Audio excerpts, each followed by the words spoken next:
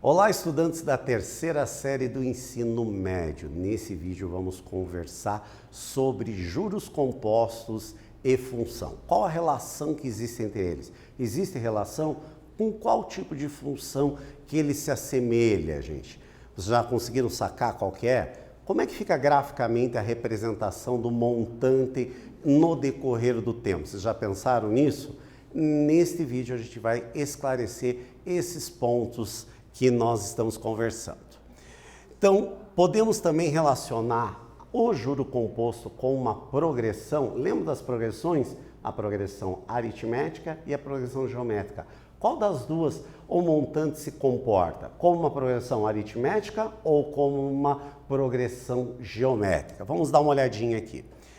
No sistema de juros compostos, o montante é obtido por esta formulazinha aqui, aonde o M é o montante, o C é o capital, o I a taxa e o T é o tempo. Lembrando, taxa e tempo tem que estar combinando.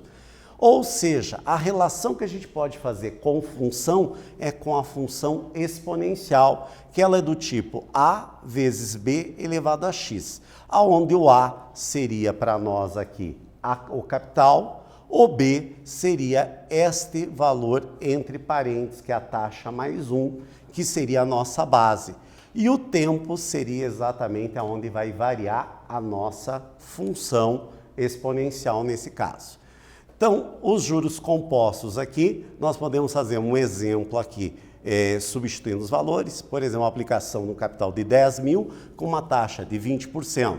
Somando esses dois, nós vamos ter que é 1,2. Portanto, aqui, o valor de A, que é o valor constante, é 10 mil, e o valor de B, que é a base, é 1,2, aqui no caso da nossa função exponencial. Então, relacionando, ó, dá para ver exatamente a relação entre os dois. Ficou fácil agora? Ó, a forma do montante, deixando ela numa forma de uma expressão geral e olhando a expressão geral de uma função exponencial, a gente vê que é exatamente uma função exponencial. Aqui eu estou mostrando exatamente no decorrer do tempo esse exemplo anterior que eu tenho aqui. Então eu vou colocar no tempo 0, depois no tempo 1, 2, 3 e assim sucessivamente. No tempo 0, 10 mil, no tempo 1, 12 mil e assim sucessivamente. E agora esses valores aqui eu posso plotar num gráfico. Plotando num gráfico a gente vai ver aqui exatamente a característica de uma função exponencial. Claro, com a diferença que o gráfico não vai existir aqui, porque não vamos ter montantes negativos, nós vamos ter apenas montantes positivos. Então, o valor de M vai ser a partir de 0, só valores positivos. Tranquilo? Bem, nós conversamos a respeito também da relação com as progressões, né? A progressão aritmética é que vai aumentando sempre a mesma coisa. A gente viu ali no slide anterior que, no caso do montante, não vai aumentando o mesmo valor.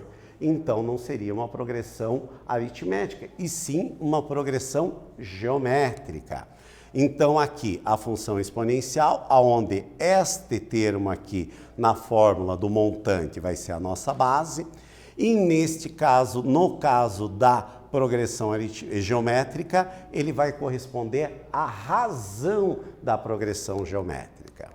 Então, o t é a variável e, por estar no expoente, caracteriza-se numa função exponencial. O t, no caso da progressão geométrica, é a posição que o termo ocupa na sequência que ela vai ter. Então, o significado do tempo na exponencial e na progressão geométrica. Legal quando a gente consegue fazer a relação entre os conteúdos. Nesse vídeo, nós falamos sobre juros compostos e a aplicação com funções. Espero que vocês tenham gostado. Até breve.